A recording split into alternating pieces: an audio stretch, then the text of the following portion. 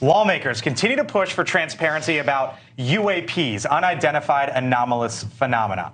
UFOs, I guess, as we've talked about for years. Now there is a bipartisan bill that is encouraging commercial pilots, so like the pilot on the plane that you get on, to report UAP sightings and to give them some protections if that happens. The Safe Airspace for Americans Act will require the administrator of the Federal Aviation Administration to establish procedures and reporting requirements for incidents relating to UAPs.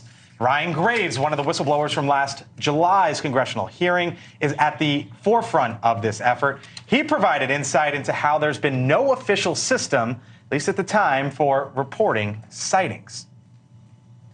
Right now, military witnesses to UAP have limited options for reporting UAP. The military and Department of Defense has stated that UAP represent a critical aviation safety risk.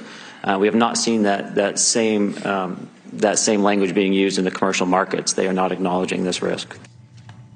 Ryan Graves, come on in. Good to talk to you as always here on the Hill on News Nation. So this is an idea. Obviously, you were in the military. You were a fighter pilot. This is for commercial pilots, right? Like if you see something, give a reporting mechanism and give them protections. What do you make of this proposed bipartisan bill?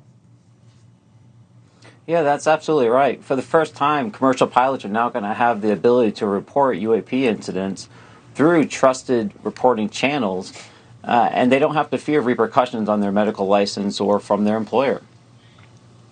Is this long overdue? It's long overdue. We've been hearing from pilots even before the hearings, but especially after the hearings, how happy they are that there's now an opportunity to speak about these issues.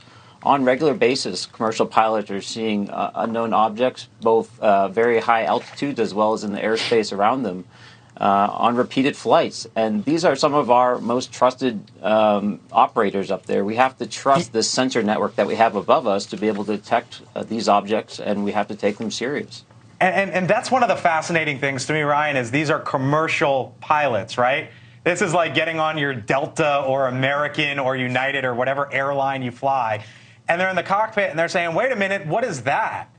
And I guess it goes to show sort of the breadth and the depth of all of this, does it not? I mean, this isn't you in a fighter jet, around a military site. Well, what is that? This is, Flight 1426 going to Jacksonville or whatever it may be.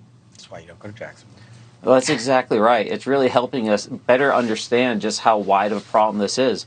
We're learning that this is happening in Northern Pacific, Northern Atlantic, the Eastern Atlantic, South America, Middle East, as well as the Far East as well. So we've been seeing that this is now more of a global issue, and the more that reporting there is, the better we'll understand what's happening.